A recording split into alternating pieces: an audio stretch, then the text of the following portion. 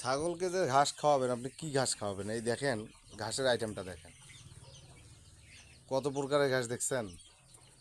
এটা একটা ঘাস, চ্যাপ্টা পাতা। আবার এগুলো একটা ঘাস, এটাকে বেশি পছন্দ করে। হ্যাঁ, মানে বিভিন্ন ঘাস, বিভিন্ন ঘাসের মোতা মুড়া।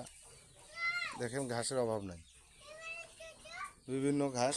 এটা হলো দেশি ঘাস, এটা ছাগলকে খাওয়াবেন, ছাগলের জন্য বেস্ট ঘাস। এই দেশি ঘাসটা আপনারা ছাগলকে খাওয়াবেন, অবশ্যই চেষ্টা করবেন দেশি ঘাসটা খাওয়ানো। বিদেশি ঘাস নষ্ট করে অনেক, সমস্যা করে অনেক।